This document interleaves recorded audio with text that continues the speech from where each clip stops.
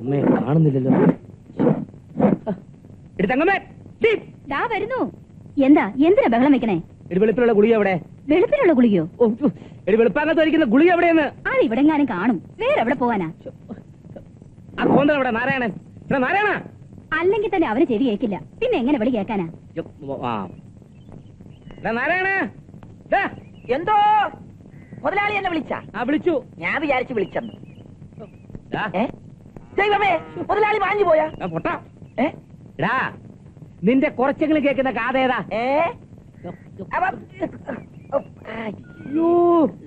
എടാ പരമനാറി പൊട്ടൻ നാരായണ, ഞാൻ വെളുപ്പാങ്കാലത്ത് കഴിക്കുന്ന ഗുളിക നീ എവിടെയാ വെച്ചത്? ആ ചുവന്ന ഗുളികയല്ലേ? അതെ, അത് ഞാൻ കഴിച്ചു. വെളുപ്പിലെന്ന് എഴുതി കണ്ടപ്പോ ശരീരം വെളുക്കാനാന്ന് കരുതി ഞാൻ അതെടുത്ത് ഇങ്ങോട്ട് കഴിച്ചു. എന്റെ പറശ്ശിനിക്കടവ് മുത്തപ്പ, ഇങ്ങനൊരു കഴുതയാണല്ലോ നീ എനിക്ക് വേലക്കാരനായി തന്നത്. പറയണെങ്കി പറയാൻ എനിക്ക് പോയിട്ട് വേറെ പണിയുണ്ട്. എടാ ആരാന്ന് നോക്കിട്ട് അതിനെ പറ്റിയെ പിടിച്ച് കെട്ടിയേ. എന്താ അതങ്ങോട്ട് പറഞ്ഞാ പോരെ? ചെവിട് കേട്ടു. ഹലോ പട്ടി, ഹലോ ഹലോ പട്ടി, പട്ടി. ഞാൻ അകത്തുണ്ടെന്ന് എങ്ങനെ മനസ്സിലായി? ഗേറ്റിൽ തൂക്കിയ ബോർഡ് കണ്ട് പട്ടിയുണ്ട് സൂക്ഷിക്കുക. കടിക്കുവോ? ഉണ്ട്, മുതലാളി അകത്തുണ്ട്. പട്ടി കടിക്കുവോന്നാ ചോദിച്ചത്. പട്ടി പട്ടി പട്ടി കടിക്കുവോന്ന്? ഇല്ല, ചുംബിക്കും. തന്റെ കാര്യമല്ല, പാലുള്ളതിന്റേതാ. പാലില്ലാത്ത മറ്റൊരെണ്ണം കൂടി ഉണ്ടല്ലോ. എവിടെ? ഗോവാലൻ. എന്താണ് എത്ര കിളിക്കാൻ? അല്ല, ഞങ്ങൾ ഈ വാലിന്റെ കാര്യത്തെ കുറിച്ച് ചർച്ച ചെയ്യായിരുന്നു.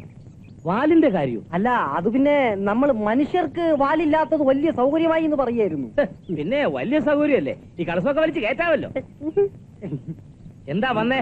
കഴിഞ്ഞ ആഴ്ച വന്നിരുന്നു. I am Vishalakshan, field officer from. മനസ്സിലായി മനസ്സിലായി. ഇയർലെസ് അല്ലേ?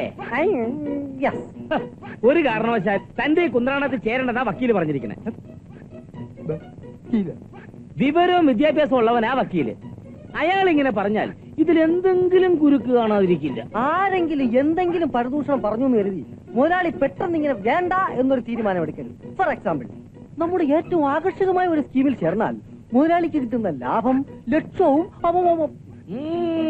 അതും വക്കീല് പറഞ്ഞു. വാചകം ഓടിച്ച് വീഴ്ത്താൻ താൻ കേമനാണെന്ന്. എച്ചിക്കൈ കൊണ്ട് കാക്കി ഓടിക്കുമ്പോൾ എത്ര ആട്ടി ഓടിച്ചാലും താൻ പോകത്തില്ല. അല്ല മുതലാളി, അത് താൻ ഒന്നും പറയണ്ട. താൻ എത്ര കാരണം പറഞ്ഞാലും ഞാൻ എടുക്കത്തില്ല. 100 കൂട്ടം ജോലിയുണ്ട്. മില്ലിൽ പോണം, ടൗണിൽ പോണം. ഇപ്പൊ തന്നെ സമയം ഒരുപാടായി. എടാ നാരായണ, ആ ജീപ്പ് ഓടിക്കാൻ പറ്റിയ ഡ്രൈവറെ നോക്കാൻ പറ്റില്ല. നോക്കിയോ നീ? 3 ലോഡ് നെല്ല് ഇന്നലെ തന്നെ മില്ലിൽ വന്നിട്ടുണ്ട്. പാലക്കാട്ടേക്കുള്ള അവല് ഞാൻ അയച്ചു കഴിഞ്ഞു. എന്റെ പറശ്ശിനിക്കടവ് മുത്തപ്പ, മാങ്ങാന്ന് പറയുമ്പം തേങ്ങാന്നാണല്ലോ ഈ പണ്ടാരം കേൾക്കുന്നത്. നിന്റെ ചെവിക്കിന് പറിച്ച് കളടാ. അത് വൈകുന്നേരം പോകാം. ചെവിടും കേട്ടിട്ട്. എന്താ മുതലാളി പറഞ്ഞത്? നിന്റെ തന്തയ്ക്ക് പറഞ്ഞതാ. അതല്ല, എന്നെ എന്താ പറഞ്ഞെന്ന്? തേങ്ങ. തേങ്ങ പോട്ടെ, നമ്മുടെ കാര്യം എന്തായി? ആ വക്കീല് പാര വച്ചു. പാരയ്ക്ക് ഒരു പാര്. അതൊരു പാര, ഇത് അപാര പാര.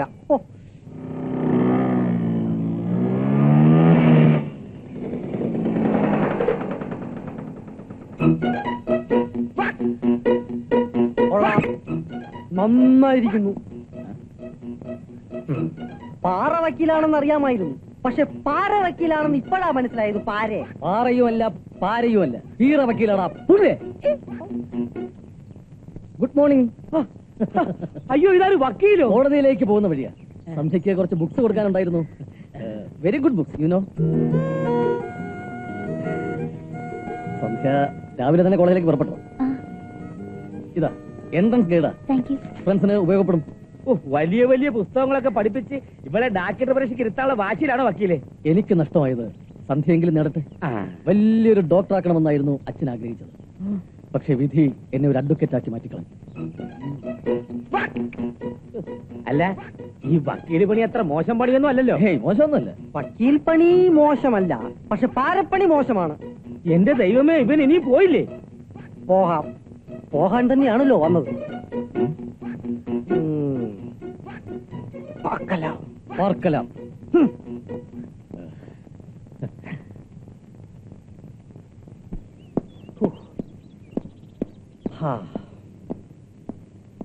സോറി, ഞാൻ അല്പ ലേറ്റായി.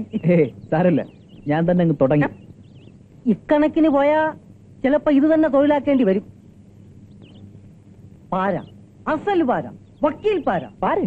അതെ, ഗോപാലൻ മുതലാളിയുടെ വീട്ടിലെ നിത്യസന്ദർശകനായ വക്കീൽ സന്ധ്യയെ ദത്തെടുക്കാൻ തയ്യാറായിരിക്കുന്നു. താൻ എന്തായി പറയുന്നത്? അതേടാ, എന്റെ ഈ തൊഴിൽ സത്യമായിട്ട് ഞാൻ എന്റെ കണ്ണുകൊണ്ട് കണ്ടതാ. എന്ത് കണ്ടു?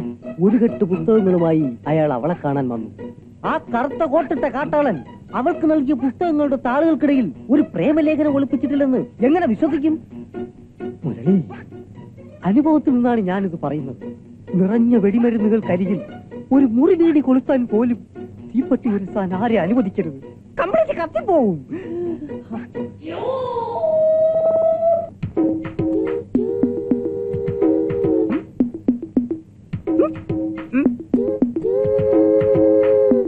എന്റെ പ്രവചനം എപ്പടി കൃത്യസമയത്ത് തന്നെ അയാളുടെ എത്തിയില്ലേ? ഇപ്പൊ ഞാൻ വിശ്വസിക്കുന്നു അത് ഉദാത്തമായ പ്രേമം തന്നെ. ഒന്ന് കൂവിയാലോ? ഇനി നമ്മൾ ഇവിടെ ഒന്ന് കൂവിയിട്ട് എന്താണ് കാര്യം? അതെ, കാര്യമുണ്ട്. അണ്ണാറക്കണ്ണനും തന്നാലായത് എന്നാണല്ലോ. നമുക്ക് കൂവി പ്രതിഷേധിക്കാം. ഈ ക്രിമിനൽസിന്റെ കാര്യത്തിൽ ഞാൻ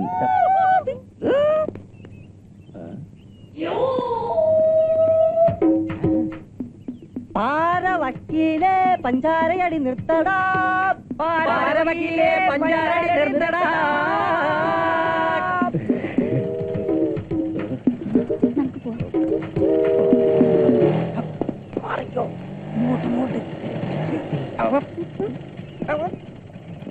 ഓഹോ, ഇദ്ദേഹമാണോ നേതാവ്? ബെസ്റ്റ് ഇദ്ദേഹം. വിട്ടാടാ, കൂവി തോൽപ്പിക്കുന്നതല്ല കേമത്തം. കോഴിയെ കിട്ടാതെ വരുമ്പോ കുറുക്കന്മാരുടെ ഒരുതരം തരം താണ പ്രതിഷേധായത്. സഹായിക്കട കുഞ്ചു. ഒക്കെ കേട്ടു. പാറവക്കീൽ, പാരവക്കീൽ, പഞ്ചാര വക്കീൽ. എന്താണ് പഞ്ചാര? അർത്ഥം നിങ്ങൾക്കറിയോ? പഞ്ചസാര, യെസ്, ഷുഗർ. സംസ്കൃതത്തിൽ അതിന് ശർക്കര എന്ന് പറയും. അറബിയിൽ അൽസൊക്കർ, സ്പെയിനിൽ അസൂക്കർ, ഫ്രാൻസിൽ ഫുക്രി അഥവാ ശുക്രി. അപ്പോൾ മുക്രി? മുക്രി പള്ളി. പിന്നെ വക്കീൽ ഭാഷയിൽ പറഞ്ഞാൽ ഇന്ത്യൻ പീനൽ കോഡിൽ ഒരു വകുപ്പുണ്ട്, 509. ഒരു പെൺകുട്ടിയുടെ മാന്യതയെ ഭംഗപ്പെടുത്തണം എന്ന ഉദ്ദേശത്തിൽ എന്തെങ്കിലും പറയാനോ ശബ്ദിക്കാനോ പ്രവർത്തിക്കാനോ പാടുള്ളതല്ല. വകുപ്പ് ലംഘിക്കുന്നവർക്ക് 1 വർഷം തടവോ 50,000 രൂപ പിഴയോ രണ്ടും കൂടി ഒന്നിച്ചു അനുഭവിക്കേണ്ടി വരും. നിയമപ്രകാരം ഈ ശിക്ഷകൾക്കെല്ലാം അർഹരാണ് നിങ്ങൾ. പക്ഷേ ഞാനിപ്പോൾ ആക്ഷൻ എടുക്കുന്നില്ല. നിഷ്കളങ്കമായ ഒരു ഗ്രാമത്തിൽ എന്നെപ്പോലെ സമർത്ഥനായ ഒരു അഭിഭാഷകൻ വിചാരിച്ചാൽ ഏത് നിരപരാധിയെയും കൊലയാളിയാക്കാം, ഏത് കൊലയാളിയെയും നിരപരാധിയുമാക്കാം. അത് മാത്രം മറക്കണ്ട. ഇതും മറക്കണ്ട. താങ്ക്സ്. എടുത്തോണ്ട് പോടോ കരിമ്പോതമേ. എന്ത് നല്ല മനുഷ്യൻ. നിന്നെയും വക്കീലിനെയും താരതമ്യപ്പെടുത്തുമ്പോൾ വക്കീലിന് വിവരമുണ്ട്, നിനക്ക് ഉയരമുണ്ട്. അതാണ് വ്യത്യാസം. ഞാൻ കരുതിയതുപോലെ അത്ര നിസാരനല്ല രാധാകൃഷ്ണൻ വക്കീൽ. എന്തായാലും നമുക്കൊരു തീരുമാനത്തിലെത്താം. വക്കീലിനെ നേരിൽ ചെന്ന് കാണാം. കാര്യത്തിന് കഴുതയുടെയും കാല് പിടിക്കണമെന്നാണ്. ബാർ കൗൺസിൽ ഓഫ് ഇന്ത്യയുടെ 12,222 പേജുള്ള ആ തടിച്ച നിയമപുസ്തകം ഉദ്ധരിച്ചാൽ എന്റെ നിർവചനം കോടതിയുടെ മാന്യത പരിപാലിക്കേണ്ട ഉത്തരവാദപ്പെട്ട ഒരു ഉദ്യോഗസ്ഥൻ എന്നാണ്. സമൂഹത്തിലെ ഉത്തരവാദപ്പെട്ട ഒരംഗം, മാന്യനായ ഒരു വ്യക്തി, അതാണ് ഞാൻ. അതുകൊണ്ട് തന്നെ നിങ്ങളുടെ ചീപ്പായ ഈ റിക്വസ്റ്റിനോട് ഞാൻ വളരെ മാന്യമായി പ്രതികരിക്കുന്നു. ആ പെൺകുട്ടിയെ എനിക്കിഷ്ടമാണ്. I love you. I love her.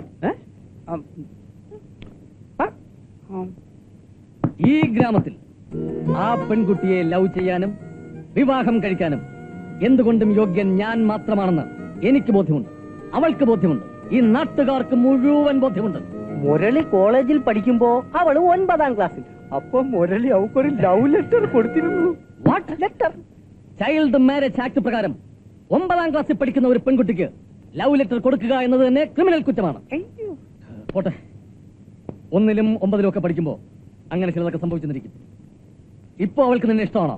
അല്ല, ഉണ്ടെന്നാണ് എന്റെ വിശ്വാസം. അത് തന്നെയാണ് എന്റെയും വിശ്വാസം. ഇഷ്ടമാണ് എന്ന് ഞാൻ ഇതുവരെ അവളോട് പറഞ്ഞിട്ടില്ല. പക്ഷേ പറയാതെ തന്നെ അത് ഗ്രഹിക്കാനുള്ള വിവേകം അവൾക്കുണ്ട് എന്നാണ് എന്റെ വിശ്വാസം. ഐ മീൻ, ഞാൻ എന്റെ നൊബിലിറ്റി കീപ്പ് ചെയ്യുന്നു. That's all. ഓഹോ, അപ്പൊ ഇത് ഒരു ഒൻവേ. എന്തായാലും ഒൻവേ റൂട്ടിലുള്ള മത്സരമാവുമ്പോ ആക്സിഡന്റ് ഉണ്ടാവില്ല. ചിലപ്പോൾ ആക്സിഡന്റ് ഉണ്ടായെന്ന് വരും. അർഹതപ്പെട്ടതാണ് ആഗ്രഹിക്കുന്നതെന്ന് എനിക്ക് നല്ല ഉറപ്പുണ്ട്. അഥവാ ഇനി തന്നെയാണ് അവൾ ഇഷ്ടപ്പെടുന്നതെന്ന് എനിക്ക് ബോധ്യമായാൽ ഞാൻ പിന്മാറാം. പക്ഷെ അതുവരെ ഞാൻ മത്സര രംഗത്തുണ്ടാവും. ഓക്കെ? ആഗ്രഹങ്ങളെ ഗർഭം ധരിച്ച് സ്വപ്നങ്ങളെ പ്രസവിക്കുന്ന രണ്ട് പാവം കാമുകന്മാർ. ഇവരിൽ ഞാൻ എത്രയോ ഭേദം.